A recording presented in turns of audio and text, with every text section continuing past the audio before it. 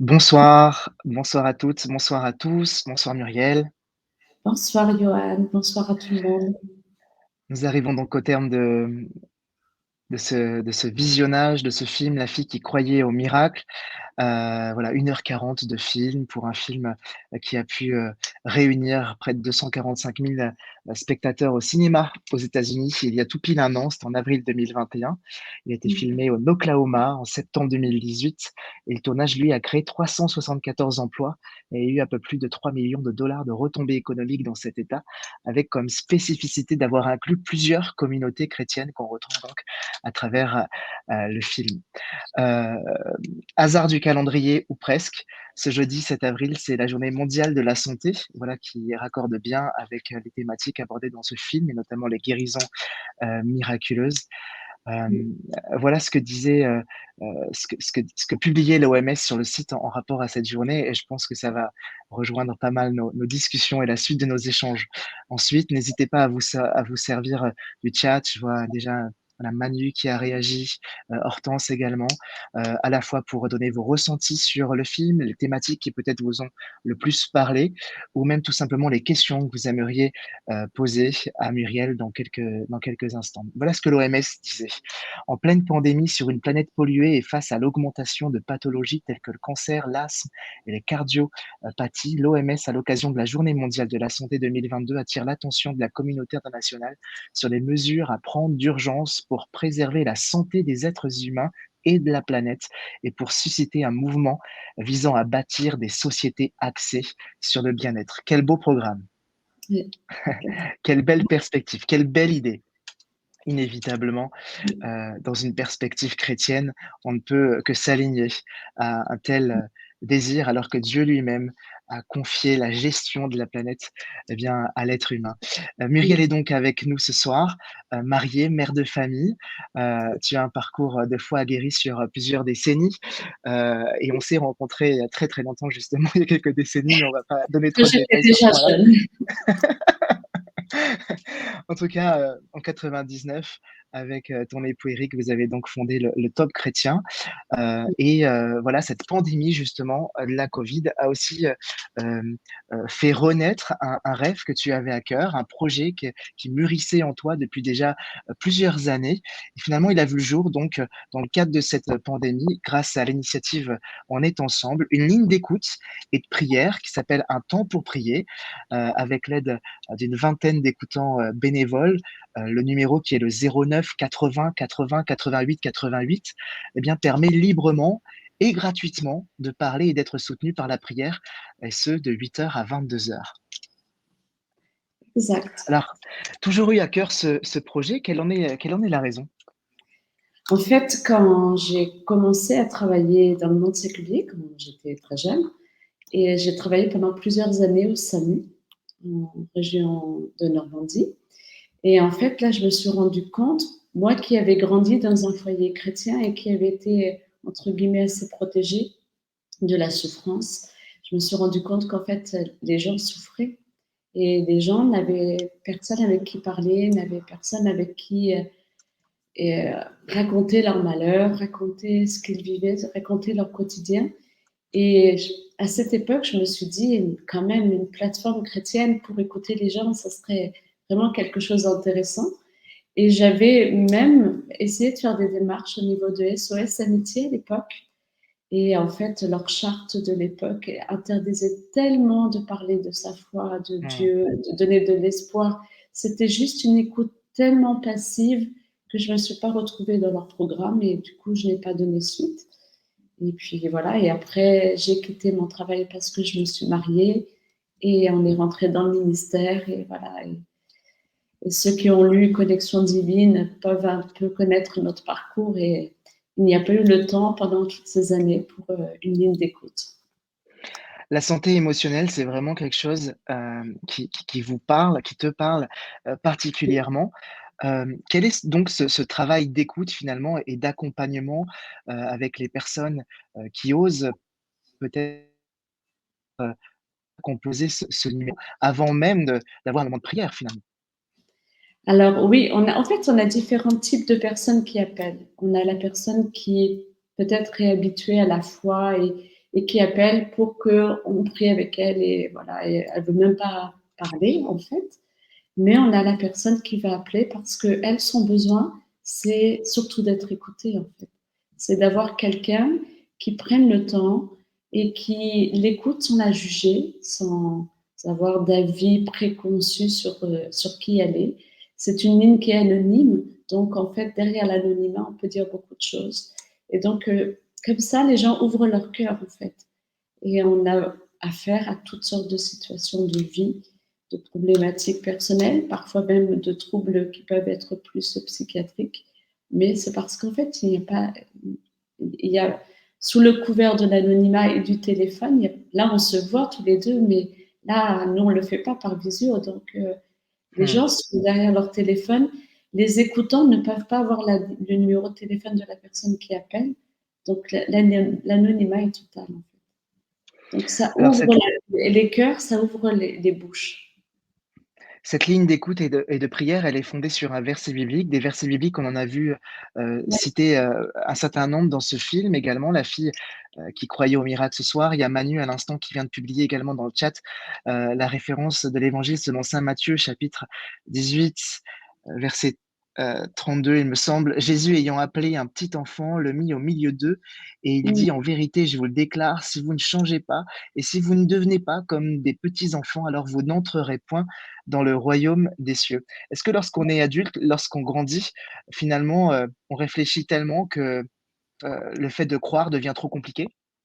Oui, malheureusement, très souvent. Et c'est pour ça que la Bible, et Jésus en particulier, quand il prenait les enfants sur les genoux, nous disait, soyez comme des petits enfants, en fait. Et c'est vrai, quand on a une relation d'enfant et de père avec Dieu, et on est les enfants de Dieu, et je pense qu'au niveau de la foi, on devrait être comme des enfants et croire que ce que Jésus dit, la Bible dit, eh bien, c'est la vérité et juste le croire en fait.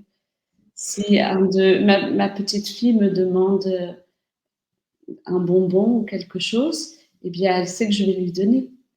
Mmh. Elle ne se pose pas de questions. Mmh. La ligne d'écoute et de prière, elle est basée sur, un autre verset de l'Évangile selon Oui, Matthieu. oui, Je vous déclare aussi que si 2 d'entre vous sur la terre se mettent d'accord pour oui, demander quoi que ce soit, mon Père qui est dans les cieux le leur donnera, car là où 2 ou 3 s'assemblent en mon nom, je suis au milieu d'eux. oui, c'est ça. Le fait de se mettre en accord, est très important parce qu'en fait, parfois on vient avec toute une tonne de sujets de prière et en fait, le fait de se mettre en accord sur demander la même chose. Parce que si moi je prie pour la guérison et puis que la personne en face prie pour autre chose, en fait, on n'est pas en accord. Et souvent, j'encourage nos écoutants à dire à la personne, OK, on se met d'accord, on prie pour tel sujet, c'est votre besoin, on va se concentrer sur ce sujet-là et on se met d'accord. C'est ça que vous voulez obtenir dans la prière, eh bien, c'est ça qu'on demande à Dieu. Et je crois que c'est ce qui est efficace, en fait.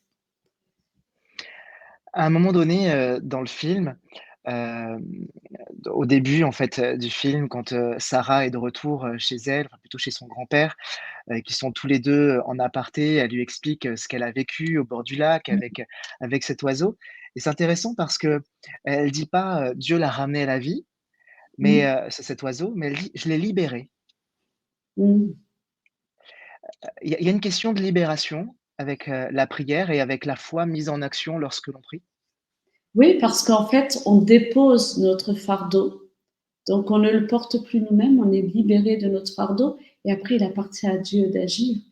Mais ce n'est plus notre problème, c'est le problème de Dieu, en fait. Et je crois que la prière est libératrice et c'est ça, la foi, en fait, c'est croire en ce qu'on ne voit pas, c'est espérer. C'est contre toute espérance. Ça, c'est la foi.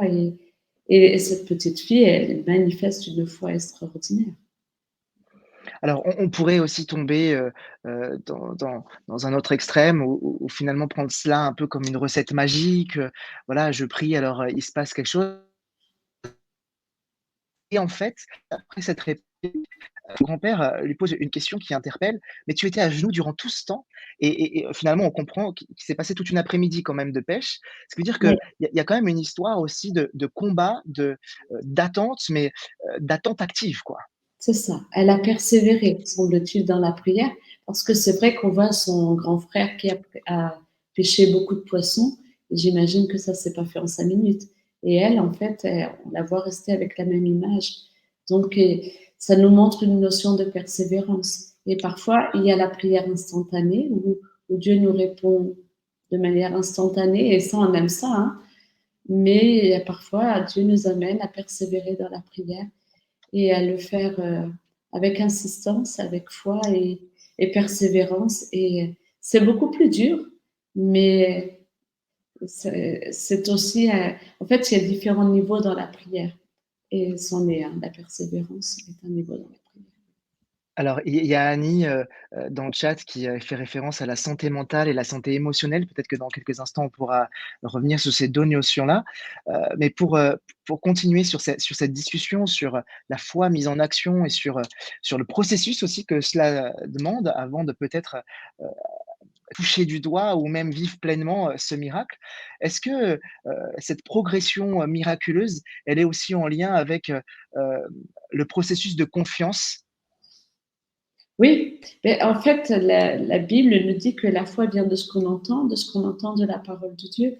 Et donc, je pense que plus on est amené à connaître la parole de Dieu, donc plus notre confiance dans qui est Dieu, dans ce qu'il est capable de faire grandit, eh bien, notre foi grandit.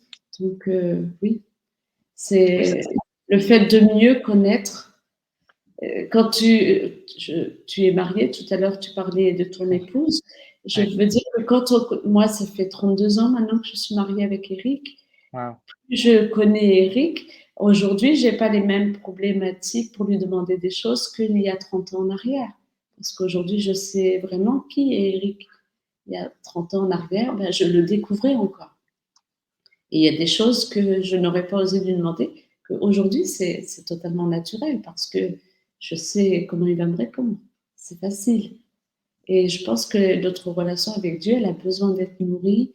Et pour avoir une relation avec quelqu'un, pour le connaître, il faut passer du temps avec lui.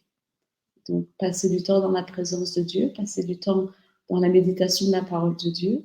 Et à partir de là, on sait ce qu'il convient de demander aussi à Dieu dans nos prières. Oui et tout compte fait, d'en revenir, aussi un petit peu à ce fondamental, prier oui, avoir la foi oui, mais finalement la placer en qui? C'est ça. Et ça rejoint aussi, voilà, heu, un autre passage du film, on va y revenir dans quelques instants. Mais du coup, voilà, revenons sur le commentaire, d'Annie tout à l'heure qui parlait de santé mentale et de santé émotionnelle, en Mmh. disant que c'était une belle initiative, hein, cette ligne de prière, Muriel et dans le même temps avec ce constat, il y a tellement de besoins.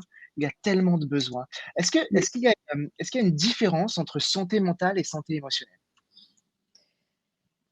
Alors, je suis pas forcément la plus qualifiée, hein, je suis désolée, mais la santé mentale, je dirais que ça dépend peut-être, de la psychiatrie et de la santé mentale avec les maladies que l'on connaît, alors que la santé émotionnelle, c'est plus les maux de l'âme, et donc ça va être la tristesse, les frustrations, les déceptions, les trahisons, alors que pour moi, la santé mentale, ça va être plutôt la dépression, la schizophrénie, ce genre de maladie.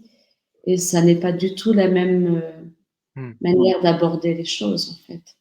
Et nous, au et dans niveau le con de prière, par exemple, la santé mentale, on peut écouter la personne, mais aucun de mes écoutants n'est qualifié pour faire face. Et personne ne doit d'ailleurs se dire qualifié s'il n'est pas médecin dans ce domaine-là.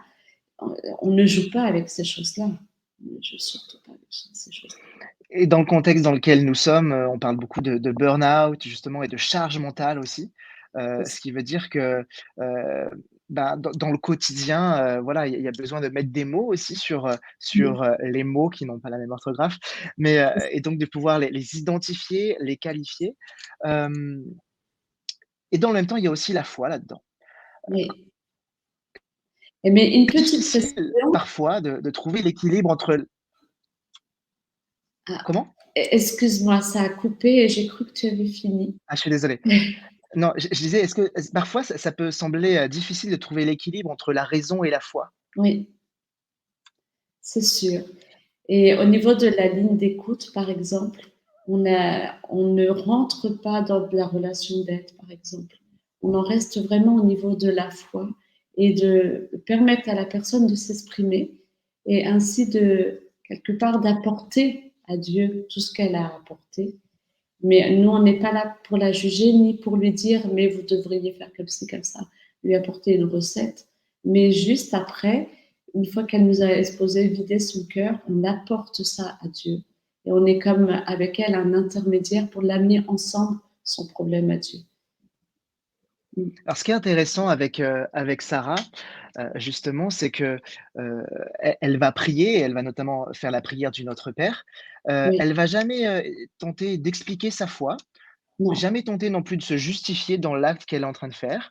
Il y a pas de parcours biblique, il y a pas non. de cheminement spirituel. Il y a seulement cette démarche relationnelle, personnelle qu'elle a avec Dieu.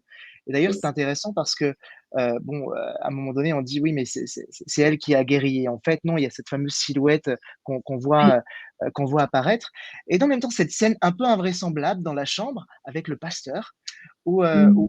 il lui demande: «Mais tu parles tout le temps avec Dieu?» et elle lui répond: «Bah, pas vous, même pas à l'église». Oui, ça m'a bien amusée. Et en fait, quand on se rend compte au début du film, elle commence avec ce petit oiseau, on sent que sa relation avec Dieu, elle avait déjà démarré avant qu'elle reçoive le don pour faire les miracles. En fait, on sent qu'on la voit à l'église dans les premières images où elle est avec ses parents et on la voit boire avec avidité les paroles du pasteur. On sent que déjà son esprit est éveillé vraiment à la présence de Dieu. Et je pense qu'après, elle a reçu ce don, mais comme quelque chose d'évident parce que elle avait entretenu cette relation avec Dieu malgré son jeune âge, en fait. Mmh. Et Il y pour a elle, c'était normal. Mmh. Il y a Kisle qui met dans le chat: «Sarah s'étonne que les autres ne parlent pas directement à Dieu comme elle. Finalement, la foi véritable se vit avec toute une simplicité». C'est cela, c'est ça. Si Je j'arrête de croire suis, en moi, Dieu quelqu'un, par pardon, vas-y Muriel. oui, moi, par exemple, pendant des années, j'étais complexée parce que je passais pas des heures dans la prière. Mais en fait, je ne passe pas une heure sans prier Dieu non plus. En fait, la prière, Mmh. c'est pas forcément rester, se mettre à genoux, ne pas bouger et prier. La prière, c'est une relation, un dialogue avec Dieu qui est permanent en fait dans notre journée, même quand on est en train de cuisiner, même quand on est en train d'être au téléphone avec quelqu'un, même en ce moment en fait, on a des prières qui montent en nous parce que voilà, on a cette communion avec Dieu qui n'a pas besoin de se poser forcément. Est-ce que, le fait de mettre, sa foi en action, le fait de prier avec, peut-être insistance, avec passion peut-être même, un peu à l'image de Sarah, ça a un prix? Ça a un coût? Oui, oui, bien sûr. Et je crois aussi que c'est la foi, ça demande aussi de l'action. Parce que parfois, on prie, mais par exemple, on va pas aller commander, ou on va pas aller passer le permis, et on va avoir peur de faire des leçons de conduite, et alors qu'on demande à Dieu qu'on veut avoir le permis de Mmh. conduire, par exemple. Je pense que la foi, elle a aussi, je lisais ce matin par rapport au peuple d'Israël quand il a dû traverser le Jourdain. C'est bien précisé que le Jourdain s'est ouvert quand ils ont mis les pieds dans l'eau. Pourtant, Mmh. ils avaient reçu l'ordre avant qu'il fallait qu'ils traversent le Jourdain, mais Dieu leur a fait mettre le pied dans l'eau et à ce moment-là, le Jourdain s'est ouvert. Et la foi, en fait, ça demande toujours quand même une implication personnelle, un acte de foi, en fait, c'est ce qu'on dit, hein. Et c'est important. Et je crois que la foi sans les œuvres, elle est morte. La Bible, elle le dit également. Oui, la foi a un coût parce que Par exemple, on peut quitter une situation confortable parce que Dieu nous le demande, et ben, c'est un acte de foi parce que on ne sait pas ce qui va se passer, mais on sait que Dieu va pourvoir à nos besoins. Mais il y a l'acte de foi qui demande du courage. Il y a un passage dans le film où, le docteur rentre chez lui et voit son épouse et finalement on en vient à comprendre qu'ils ont perdu, leur garçon Oui. et l'épouse qui donne cette réplique: «Si j'arrête de croire en Dieu, alors je dois croire que notre fils n'existe plus non plus». Mmh. À quel moment, lorsque, les gens décident, d'appeler cette ligne, d'écoute et de prière, à quel moment il y a justement cette transition entre l'écoute et la prière? En fait, ça dépend vraiment de l'appel et de l'appelant. Et parfois la personne va dire: «Voilà, je traverse telle situation, je veux que l'on prie». Donc dans ces cas-là, on sent que le dialogue n'est pas tellement envisageable. Donc on se met en accord sur ce dont pourquoi on va prier et on prie. Mais d'autres moments, la personne, elle ne sait pas exactement ce dont elle a besoin. Elle a besoin d'exprimer toute sa douleur, toute sa souffrance, tout son mal-être. Et là, avec quelques questionnements, en restant bien sûr très discret par rapport à son intimité, eh bien, on arrive à discerner son besoin et on lui dit: «Est-ce que vous seriez d'accord que nous prions ensemble pour?» Et en fait, ça dépend vraiment, mais on a besoin de permettre à la personne d'activer sa foi. Et donc, souvent, on lui dit: «Vous croyez que Jésus est présent? Et vous croyez que Jésus peut faire ce que vous voulez qu'on lui demande?» Et pour inciter la foi dans l'esprit de la personne et que la personne puisse prendre position: «Oui, je crois que Dieu peut agir dans ma situation». Et à partir de là, on peut se mettre d'accord et on peut prier. Oui, parce que dans le même temps, l'étincelle peut très vite être allumée, cette étincelle d'espoir, sur le fait que ce à quoi on s'attend va pouvoir être exaucé et dans le même temps, il y a aussi cette réplique du curé qui dit, «Il est facile de se faire des faux espoirs». Alors, il y a peut-être une question de montagne émotionnelle aussi, mais finalement quand, l'attente est attisée et qu'il y a ce moment de prière, mais qu'il se passe rien. Alors, le rôle de l'écoutant, il fait quoi? Et il encourage la personne à persévérer de son côté et peut-être aussi renouveler son appel parce que parfois la personne elle a besoin de revenir plusieurs fois. Je veux dire, même nous, hein, quand on demande quelque chose à Dieu, on y revient plusieurs fois parfois. On aimerait hein, être exaucé, mais il y a des sujets pour lesquels on prie où ça prend du temps. Mais la foi, en fait, c'est la foi persévérante. Donc, on doit encourager la personne, même si elle ne ressent pas, c'est de savoir que Dieu a entendu sa prière et que sa prière, elle n'est pas restée dans le cadre des murs ou du système de téléphone, mais elle est parvenue jusqu'à Dieu. Et c'est Dieu qui a aussi le dernier mot pour Mmh. exaucer ou pas la prière. Parce qu'on doit laisser Dieu être Dieu. Parce que nous, on aimerait parfois activer la main de Dieu et moi, combien de fois dans ma vie, j'aurais bien aimé dire dire à Dieu, mais c'est comme ça que tu dois faire. Mais non, Dieu nous apprend à le laisser être Dieu, à être Mmh. souverain. Et c'est là que le fait de l'appeler Seigneur prend tout son sens, en fait. Et on doit respecter aussi ça. Quel type de personnes, finalement, composent ce numéro? Est-ce que ce sont, des croyants exclusivement ou est-ce qu'il y a même des personnes en chemin ou finalement qui ne croient pas ou qui ne croient plus, en cela, mais qui décident quand même de prendre leur téléphone un peu comme, l'appel de la dernière chance? On a toutes sortes d'appelants. On a vraiment le croyant engagé dans son église qui a juste besoin d'une prière, voilà, flash pour son besoin. Mais on a la personne qui, tout d'un coup, a un besoin, qui tape sur Google prière en ligne et qui nous trouve. Et parfois, elle est complètement éloignée de Dieu. On a même déjà eu des personnes d'origine musulmane qui nous appellent parce que leur besoin est là et ils ne savent pas où se tourner et ils lisent ligne d'écoute. Et en fait, le problème numéro un de la société aujourd'hui, c'est le fait de ne pas être écouté. Pourtant, on n'a jamais eu autant de réseaux sociaux, autant d'amis sur les réseaux sociaux, mais en fait, on n'a jamais autant souffert de la solitude et d'avoir quelqu'un qui écoute simplement sans juger, sans interrompre, sans parler de soi, parce que souvent dans une communication, c'est ce qui se passe. On dit je t'écoute, mais en fait, on parle de soi. Et bien, cette écoute-là, eh bien, c'est ce que les gens ont besoin. Et du coup, ça permet d'amener qui est Jésus, qui est la foi, la prière. Et oui, ça amène des changements dans les vies.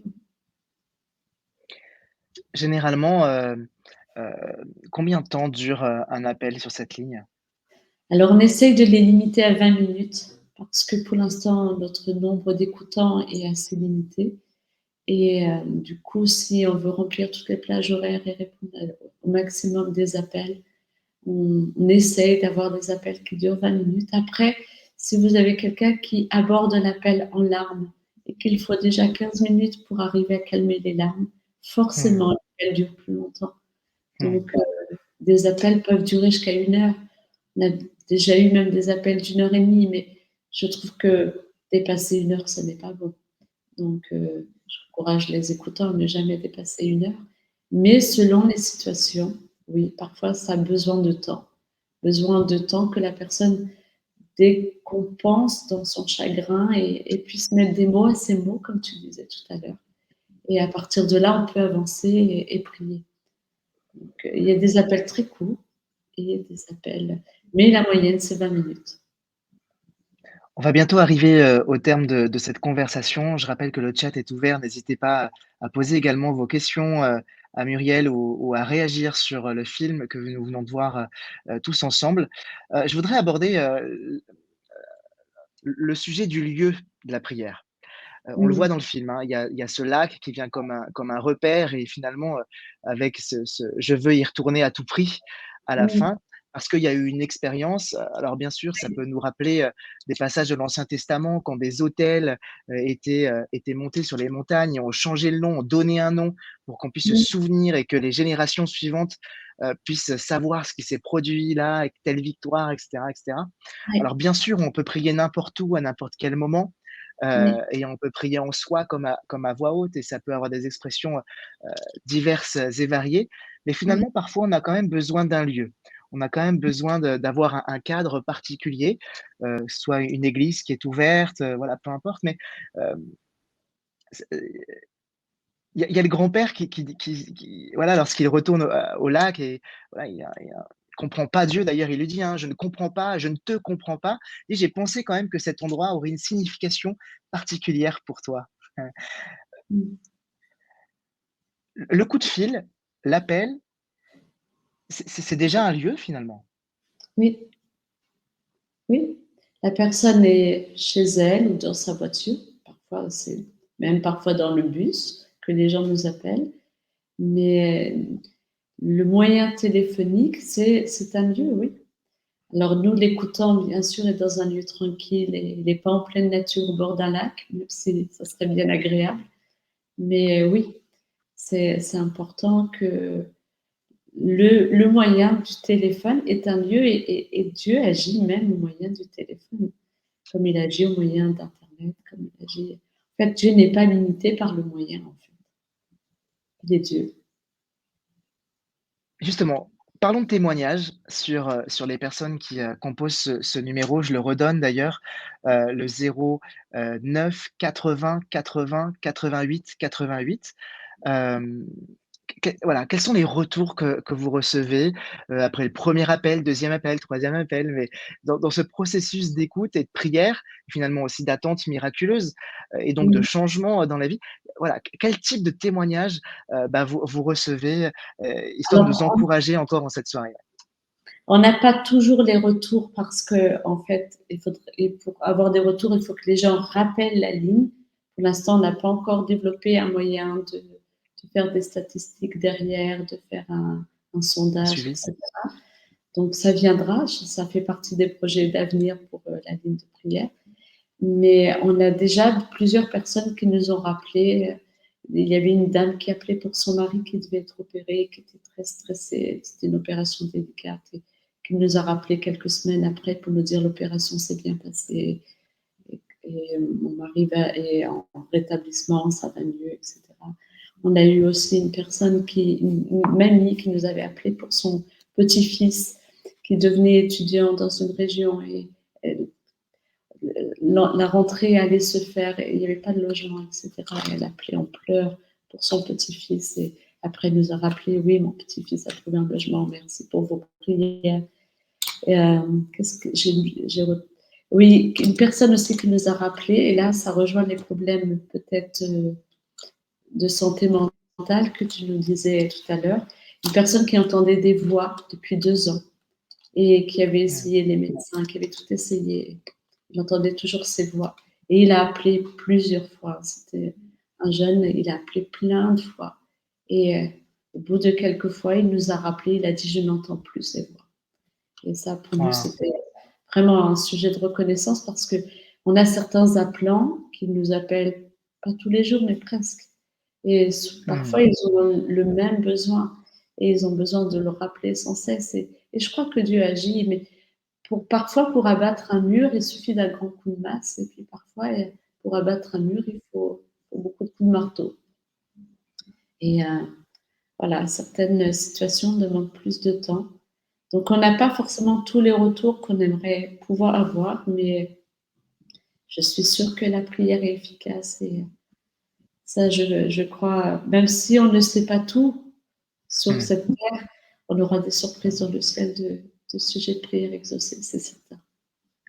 Il y a Hortense qui pose, une question: «Comment définiriez-vous le cœur de l'écoutant? Est-il un aidant, un intercesseur, un soutien ou un conseiller?» Alors, il n'est pas un conseiller.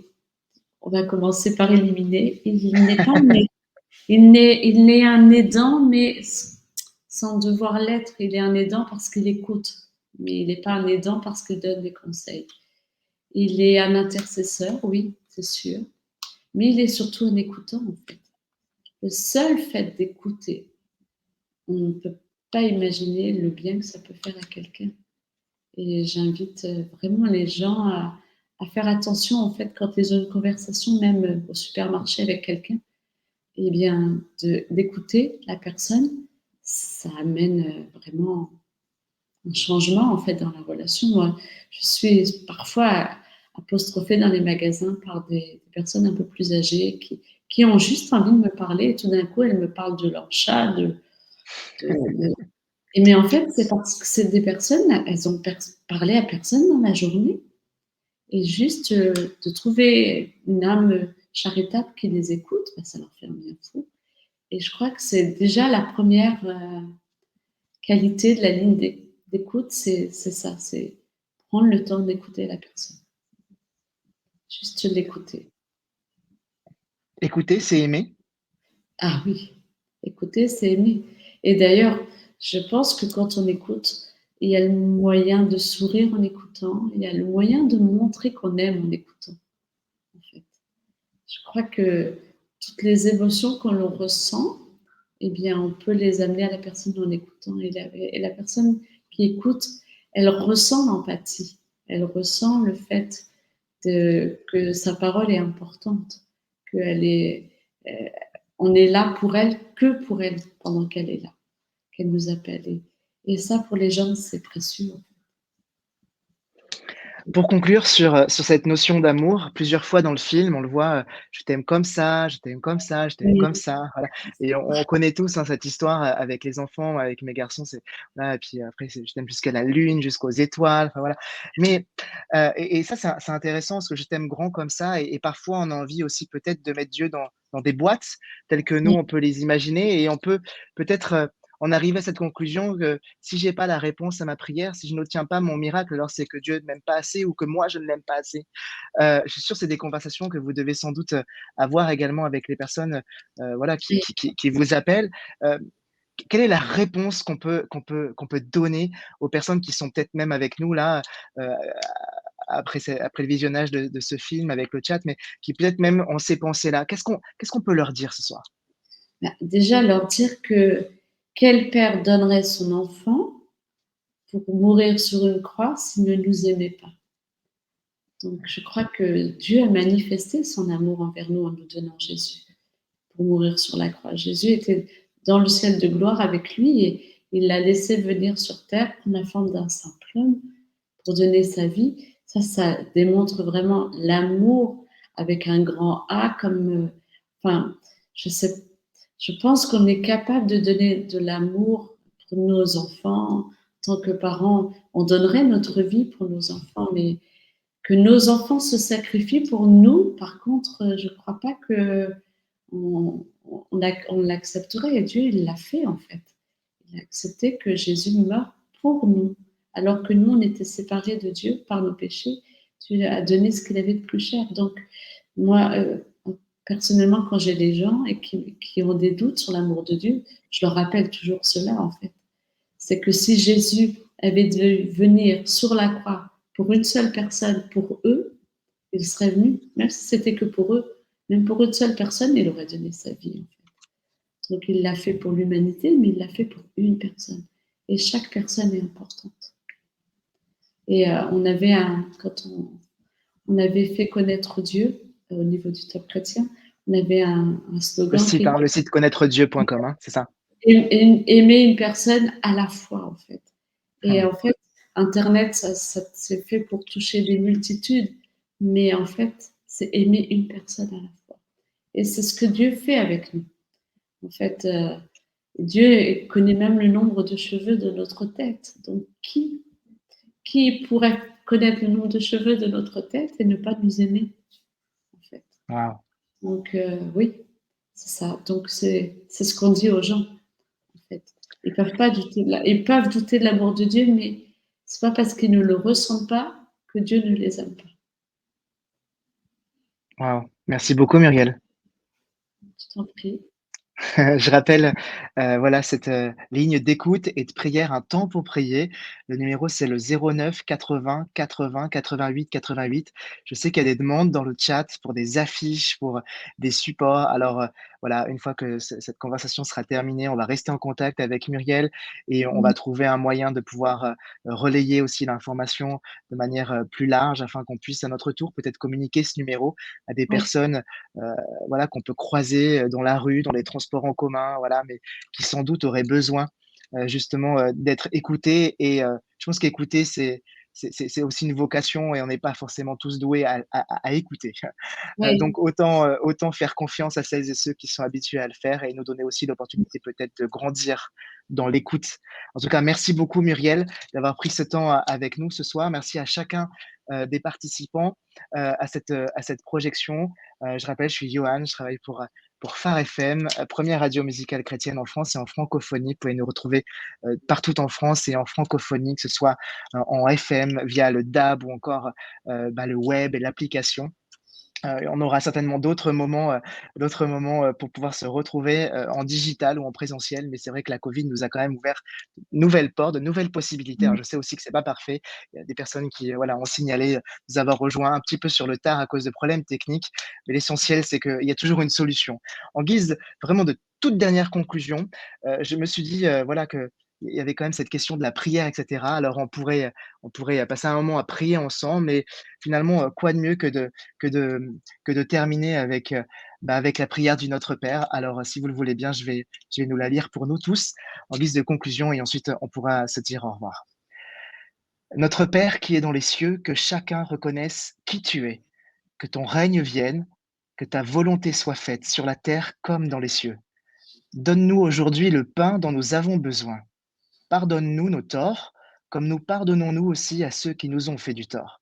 Et ne nous laisse pas entrer dans l'épreuve, mais délivre-nous du mauvais. Très belle soirée à chacun et au plaisir. Merci. Au revoir.